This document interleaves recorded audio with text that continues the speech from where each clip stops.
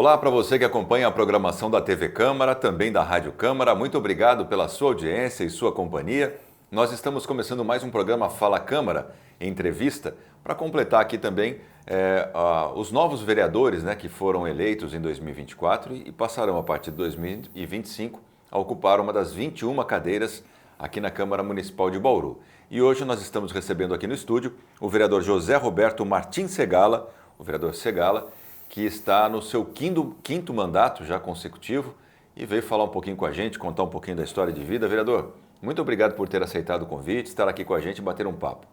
Quem agradece, na verdade, sou eu e quero aproveitar para cumprimentar vocês por essa iniciativa. Eu tenho acompanhado lá de casa as entrevistas que vocês têm feito. Isso é muito importante para que os munícipes conheçam aqueles que vão representá-lo aqui na Câmara Municipal. E essa oportunidade que você nos dá é uma oportunidade de ouro para que a gente se abra perante esse nosso público e se revele assim, mostrando o que nós somos e o que nós pretendemos fazer. Muito bom que isso tenha acontecido.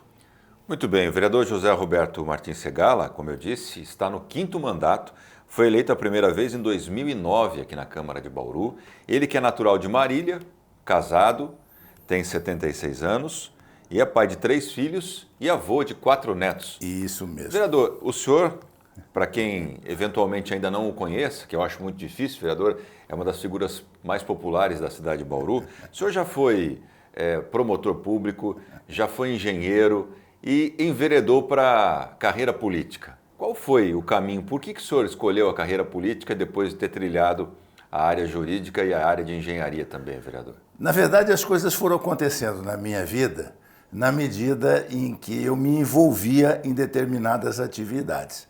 Eu comecei a minha vida como engenheiro. Me formei em 1971, engenheiro mecânico.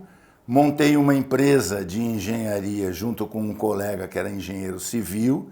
Por sinal, infelizmente e lamentavelmente, faleceu anteontem o engenheiro Gilberto Zanardi, porque depois quero falar um pouquinho do Gilberto Zanardi aqui para vocês. E montamos uma empresa de engenharia civil, começamos a fazer prédios industriais, porque eu sou engenheiro mecânico, eu fazia toda a parte de montagem dos equipamentos, das ferramentas e tudo mais, e ele fazia a parte da construção civil. Nós entregávamos normalmente o prédio da indústria funcionando para que o proprietário só entrasse ali e já pudesse começar a sua produção. Isso foi muito bom, pegamos um período muito bom da vida, crescemos bastante, tivemos grandes empresas, fizemos grandes obras aqui pelo estado de São Paulo, praticamente todo. Só de supermercados nós fizemos 9, por exemplo. Tivemos clientes do nível da usina da Barra, em Barra Bonita, e várias indústrias aqui no Distrito Industrial de Bauru. Então fui muito bem sucedido na minha carreira de engenheiro. Paralelamente a isso, comecei a dar aulas na faculdade de engenharia, fiz mestrado nos Estados Unidos e me envolvi também com a carreira acadêmica. Como a minha cadeira era administração, eu fui convidado para ser diretor administrativo da antiga Fundação Educacional de Bauru, que depois foi encampada pela Unesp. E aí, como diretor administrativo, eu tinha que comandar quase 3.000 alunos, mais de 500 funcionários e professores. E é muito complicado você fazer isso, porque o que é bom para o aluno não é bom para o professor, não é bom para o funcionário, e vice-versa. O que é bom para o funcionário não é bom para o professor, não é bom para o aluno. Administrar isso tudo foi muito complicado. E eu senti muita dificuldade porque a minha formação era toda na área de humanas. Desculpe, toda na área de exatas, não é? Eu não tinha formação em humanas. E aí eu precisei buscar uma formação em humanas. O que havia na oportunidade disponível era o curso de Direito. E eu fui fazer o Direito. Por quê? Porque eu precisava aprender alguma coisa na área de humanas, só para isso. Nunca pensei na minha vida em exercer a advocacia. Não passava pela minha cabeça. Eu era um engenheiro muito bem realizado e muito satisfeito. Acontece que o exercício do magistério você dando aula para os alunos, explicando para os alunos e procurando meios de fazer os alunos entenderem o que você estava explicando, despertou muita atenção no meio jurídico, porque o que o advogado faz, na verdade, é a arte de convencer o juiz. Se o advogado conseguisse convencer o juiz que o sol é gelado e o juiz sentenciasse que o sol é gelado, ele conseguiu o que ele queria. O importante é você convencer o juiz, porque é o juiz quem vai julgar. E essa habilidade em explicar as coisas despertou muita atenção entre os meus colegas, que diziam, você explica melhor do que o professor. E entre os professores, que também disseram, você precisa aproveitar isso aí. E aí terminei o curso, sugeriram que eu fizesse um concurso para promotor de justiça. E eu disse, mas por quê? Não custa, qual que é o problema de você fazer o concurso? Não, problema não tem nenhum. E eu fui fazer o concurso, então, para promotor de justiça e passei.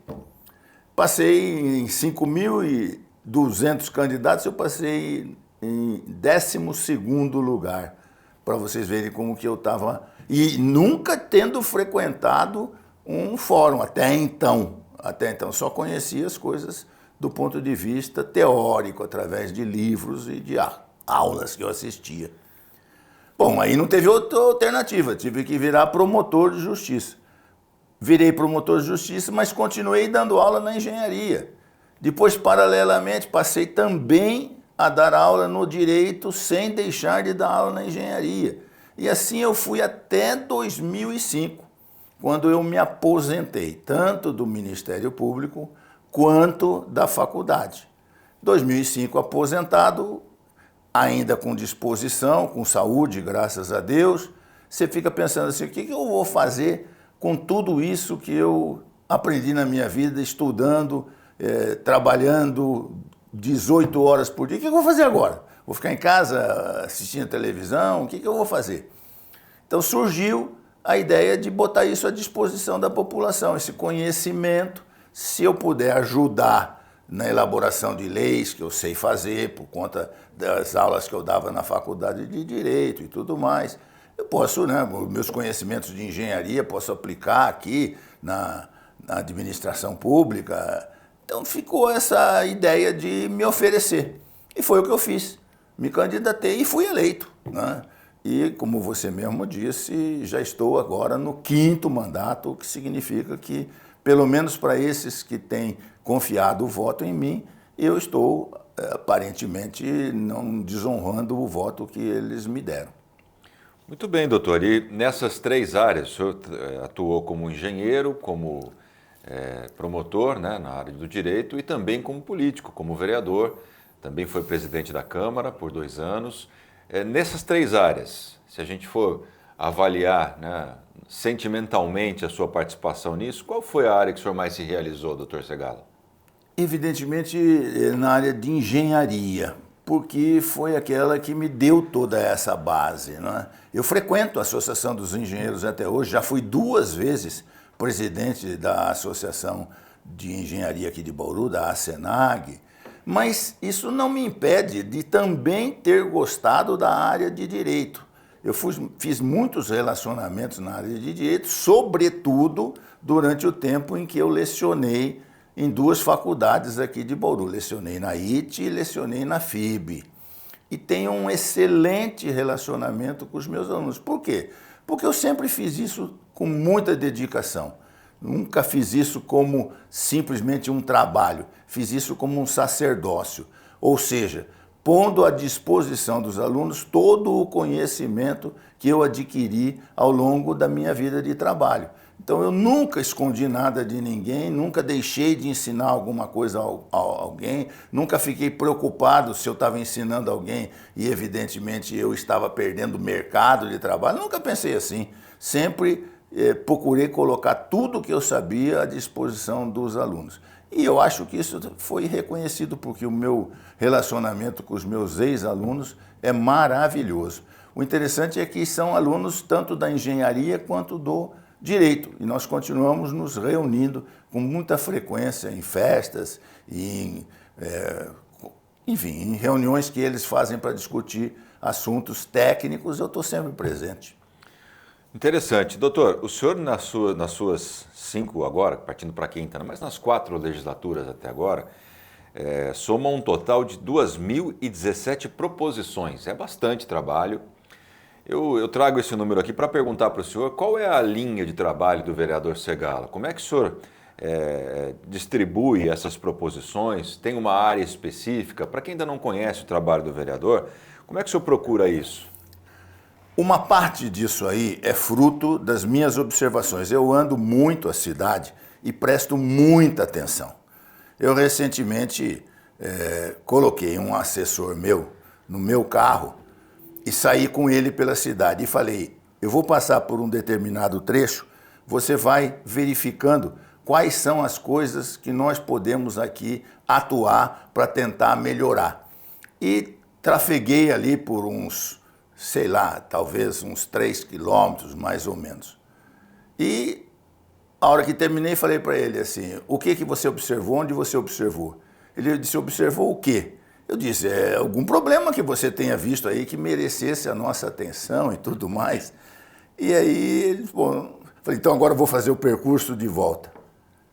Você viu isso?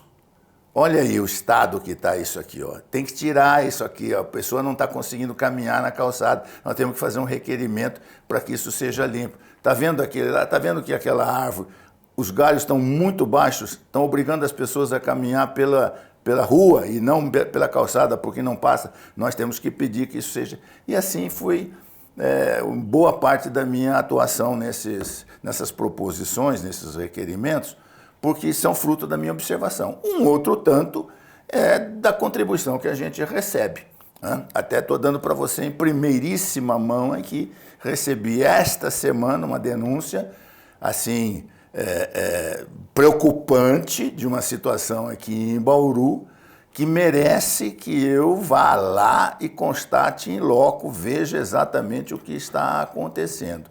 Se for realmente da forma como o munícipe nos comunicou, é uma coisa muito preocupante que precisa ser tomada com muita atenção e providenciada imediatamente para ser corrigida, né? E é isso que eu vou fazer ainda hoje à tarde. O senhor tem um trabalho, se a gente analisar, principalmente no último mandato, como oposição ao executivo, né? E se a gente conversar com a população, as pessoas que têm conhecimento do trabalho do Dr. Segala o classificam como um vereador muito sério. Sempre ouvi isso, o vereador Sim. Segala é um vereador muito sério. O senhor acha que essa marca que o senhor deixou durante esses anos traz com que denúncias como essa que o senhor falou, um estreitamento com a população, como é que o senhor enxerga essa relação com os eleitores, né, os seus eleitores, as pessoas que não votaram no senhor, mas acabam procurando, diante desse trabalho que o senhor realiza aqui na Câmara? Como você mesmo disse, eu não sou sério porque eu estou aqui fazendo o meu papel de vereador. Eu sou sério porque sou sério. A vida inteira foi assim, né? A minha neta falou para mim ontem, nossa, o senhor está bravo. Eu falei, não, minha filha, a minha cara é assim. Infelizmente eu nasci desse jeito. Não estou bravo não, fica tranquila. Então, eu sempre tive esse aspecto de ser uma pessoa considerada séria. Mas, além disso, eu procuro trabalhar exatamente desse jeito que mostrei aqui agora há pouco, né? Ou seja, meu pai tinha uma expressão, meu pai dizia, eu não como embrulhado. Se você desse um pastel para o meu pai, ele cortava para ver o que tinha no recheio. Ele falou, eu não vou meter a boca nisso aí sem saber primeiro o que eu estou comendo. E eu aprendi com ele isso. Toda vez que vem um pacote para você, você tem que desembrulhar o pacote para verificar o que tem de conteúdo, né? Eu não saio por aí falando, não saio por aí propagandeando, não vou para a rede social fazer barulho, antes de que eu verifique pessoalmente, em loco, estando ali, conversando com as pessoas e confirmando que aquilo que está aparecendo de verdade não é? Então, não faço barulho à toa, é assim que eu procuro agir. E isso, aparentemente, reforça essa imagem de seriedade, né? De um compromisso com a verdade. Você disse que eu sou um vereador de oposição. Não, eu sou um vereador que é voltado para defender os interesses da cidade. Se nós tivermos um prefeito ou uma prefeita compromissada com a cidade, interessada em fazer a cidade melhorar, crescer, se desenvolver, não tem a menor sombra de dúvida que eu estarei do lado desse prefeito ou dessa prefeita ajudando. Mas enquanto nós tivermos prefeitos mais preocupados com eles próprios, ou seja, mais preocupados em fazer coisas que sejam boas para eles, coisas que os ajudem depois a serem reeleitos ou a, quem sabe, serem eleitos para um outro cargo legislativo maior, esse tipo de coisa eu não participo, esse tipo de colaboração eu não dou. Portanto, eu faço oposição àquilo que não é bom para Bauru. Aquilo que é bom para Bauru vai estar sempre contando comigo para que a gente implemente essas coisas. Todo o meu esforço é voltado. Eu amo essa cidade, eu estou aqui, você disse, eu nasci em Marília, mas mudei para cá com 6 anos de idade. Estou com 76, portanto, estou em Bauru há 70 anos. Fiz toda a minha carreira aqui.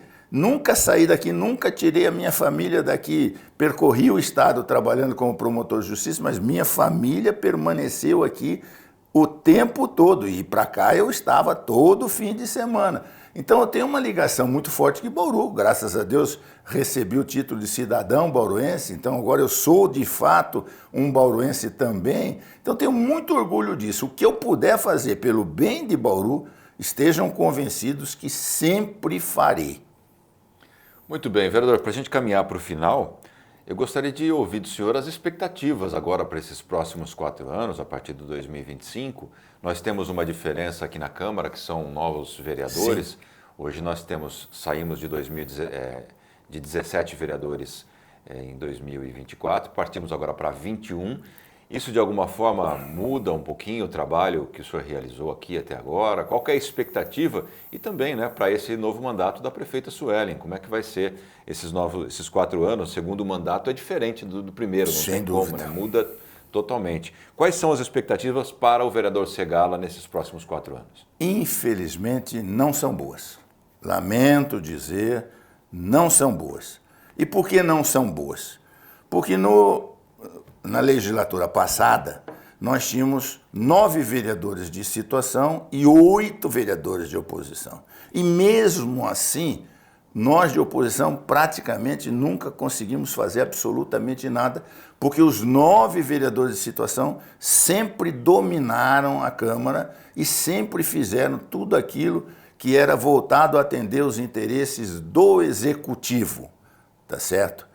Não é o meu caso, como eu disse. Eu vou atender os interesses do Executivo sempre que os interesses do Executivo forem os interesses da cidade de Bauru, os interesses do povo de Bauru. Quando forem os interesses do chefe ou da chefe do Executivo, não contem comigo.